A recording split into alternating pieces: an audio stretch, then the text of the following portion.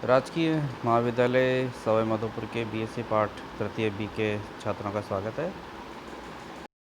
प्रिय छात्रों, बीएससी पाठ तृतीय के रसायन विज्ञान के भौतिक शास्त्र में कल हमने आपको व्हाट्सएप ग्रुप में कोटा यूनिवर्सिटी का सिलेबस शेयर किया था। उस सिलेबस को आप लोगों ने देखा होगा।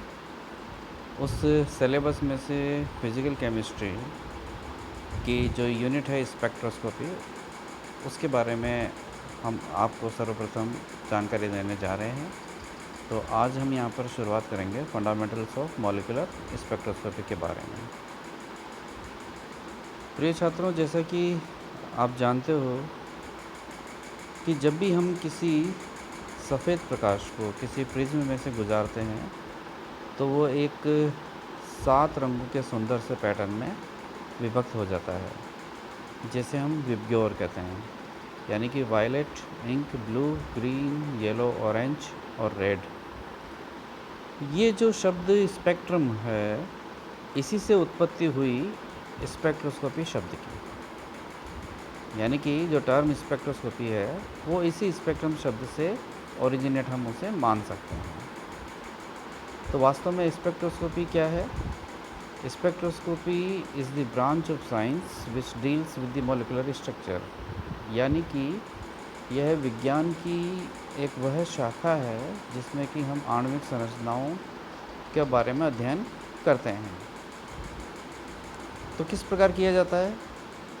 तो आगे आप देख रहे हो यहाँ पर कि एक साधारण सा एक इंस्ट्रूमेंट कहलाता है स्पेक्ट्रोमीटर, जो कि इस तकनीक के लिए उपयोग में लिया जाता है।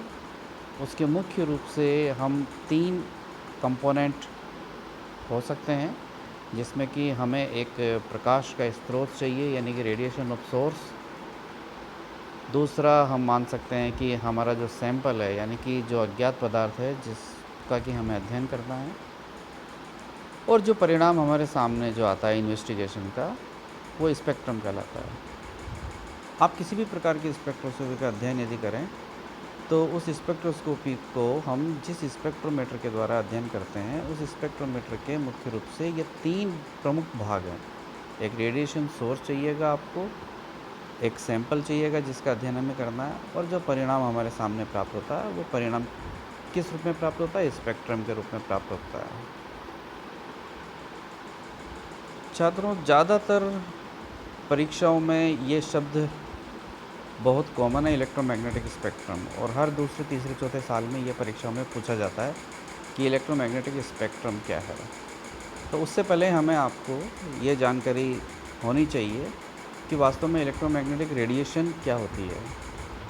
तो हमें पता है कि जितनी भी प्रकार की विद्युत चुंबकीय विकिरणें हैं, उनका जो वास्तविक या प्राकृतिक स्रोत है वो सूर्य है, और ये एक साइन वेव की तरह गति करती हैं, और इनकी गति यानी कि गमन के दिशा के लंबवत विद्युतीय और चुंबकीय कंपोनेंट होते हैं। यानी कि यदि ये, जैसा कि आप इस चित्र में देख पा रहे हैं कि यदि ये दाईं डायरेक्शन में, राइट डायरेक्शन में यदि बढ़ रही है, तो इसके लंबवत और इसके हॉरिजॉन्टली उसमें परपेंडिकुलर एक दूसरे के 90 डिग्री पर विद्युतीय और चुंबकीय घटक होंगे। इसका तात्पर्य यह है कि ये विकिरण जब भी कभी किसी बाहरी विद्युतीय या चुंबकीय क्षेत्र से गुजरेगी तो उससे ये इंटरेक्ट करेगी या उससे प्रभावित होगी या उस क्षेत्र को प्रभावित करेगी। इसलिए हम इन्हें विद्युत चुंबकीय तरंगे कहते हैं। इन विद्युत चुंबकीय तरंगों के गुणों को व्यक्त करने के लिए हम यहाँ पर इनकी एनर्जी को प्लांक इक्वेशन के द्वारा व्यक्त कर सकते हैं, जिसे हम यहाँ पर E बराबर h न्यू से व्यक्त करते हैं। E बराबर h न्यू यानी कि h प्लांक नियतांक और न्यू उस विकिरण की आवृत्ति है। न्यू बराबर होता है c बाय लेमड़ा, और 1 बाय लेमड़ा होता है बार न्यू के बराबर, यानी कि तरंग संख्या। यहाँ पर h प्लांक नियतांक वैल्यू आपको दे रखी है, यहाँ न्यू उसकी फ्रिक्वेंसी है जो चक्कर प्रति सेकंड या हर्ट्ज़ के रूप में हो सकती है। c प्रकाश का वेग है, और बार न्यू तरंग संख्या कहलाती है, वेव नंबर, जो प्रति सेकंड में होती है।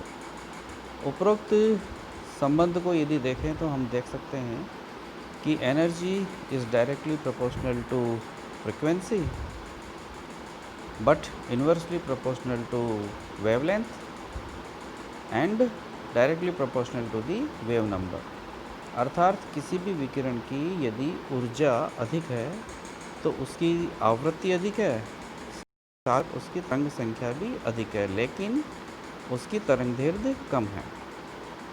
यदि हम विभिन्न विकिरणों को बाएं से दाएं ऊर्जा के घटते क्रम में व्यवस्थित करें तो हमें इस प्रकार का पैटर्न प्राप्त होता है।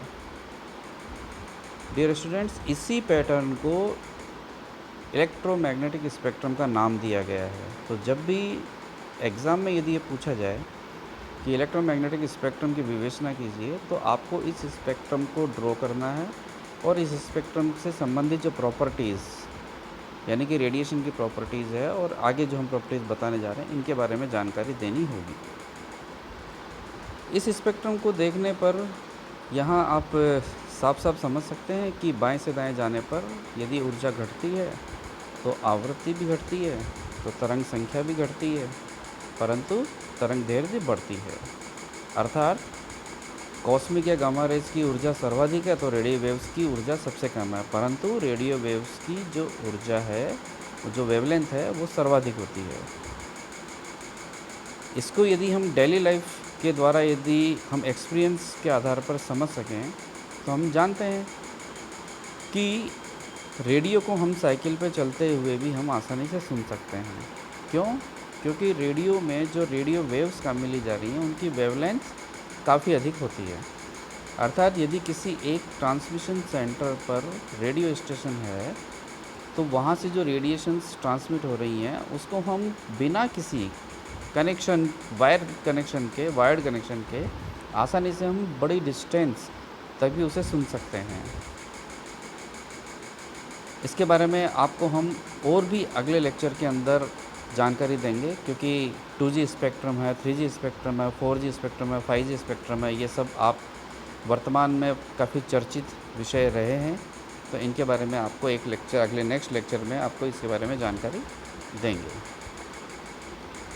इन सभी इलेक्ट्रोमैग्नेटिक स्पेक्ट्रम की प्रॉपर्टीज़ को यदि हम समराइज करें तो ये इनके सबके जनरल प्रॉपर्टीज़ दे रखी है यहाँ पर। इसकी जगह आप नेक्स्ट स्लाइड को यदि देखें तो यहाँ आप देख सकते हैं, यहाँ भी आप देखना चाहें तो यहाँ देख सकते हैं कि जैसे ये रेडियो वेव्स है तो हम जानते हैं रेडियो वेव्स एक ट्रांसमीटर सेंटर लगा हुआ है तो काफ़ी दूर तक फैलेगा। माइक्रोवेव ओवन में काम आ रहा है।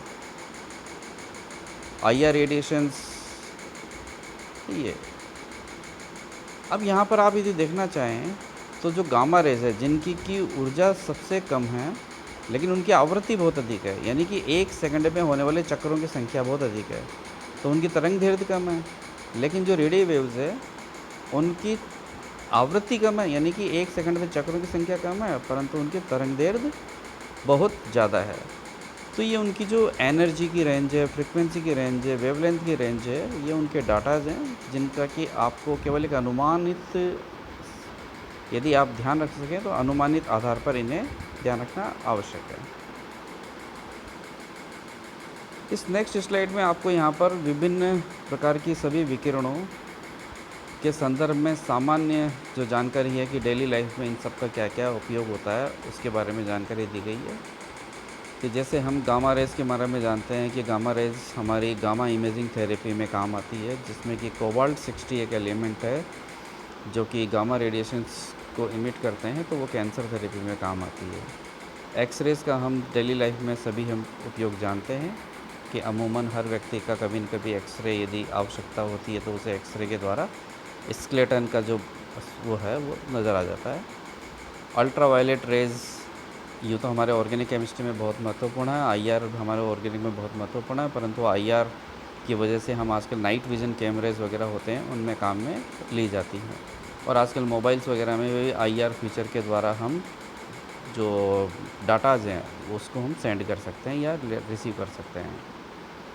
माइक्रोवेव रेडिएशंस के बारे में आपको एक विस्तृत अलग से मैं नेक्स्ट लेक्चर के अंदर जानकारी दूंगा। अभी फ़िलहाल यहाँ पर आपको माइक्रोवेव में केवल एक माइक्रोवेव ओवन है, उसके अंदर खाना पकता हुआ नज़र आ रहा है।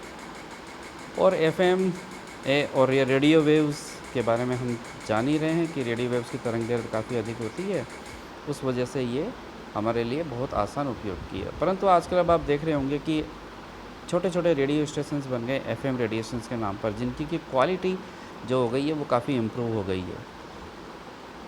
इस क्वालिटी का इम्प्रूवमेंट होने का कारण क्या है कि इन्होंने उच्च ऊर्जा वाली या उच्च आवृत्ति वाली विकिरणों को काम में लेना शुरू किया, जिससे कि उनकी तरंग दैर्घ्य कम हो गई, अर्थात वो शॉर्ट डिस्टेंसेस पर काम करने लगे।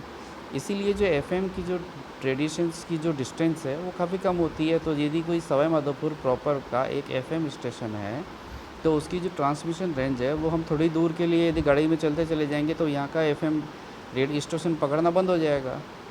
लेकिन यदि वही जयपुर से यदि आकाशवाणी केंद्र से कोई प्रसारण चल रहा है तो वो यहाँ पर हम आसानी से हमारे जो ट्रांजिस्टर या रेडियो वेव है उसके अंदर उस फ्रिक्वेंसी को आसानी से हम कैच करके सुन सकते हैं, क्योंकि वो रेडियो वेव्स अधिक तरंग दैर्घ्य वाली विकिरणों यानी कि कम ऊर्जा वाली विकिरणों को काम में लेता है। लेकिन वहाँ पर उसी समय उनका जो क्वालिटी लेवल है, उनकी जो डिजिटलाइजेशन लेवल है वो कम हो जाता है। इस संदर्भ को भी हम माइक्रोवेव के डेली लाइफ यूज़ को देखते हुए जो हम 2G 3G 4G के बारे में बात करेंगे वो नेक्स्ट लेक्चर के हम आपको इसको समझाएंगे। क्या महत्वपूर्ण है यहाँ याद रखने का, तो हमें ये जानकारी है कि higher the frequency more the energy will wave has, जितने अधिक आवृत्ति होगा उतना ही अधिक उसका ऊर्जा होगा।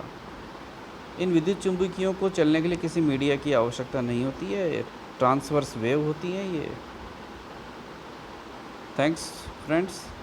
नेक्स्ट लेक्चर के अंदर हम इनके बारे में डेली लाइफ के बारे में इनकी चर्चा करेंगे।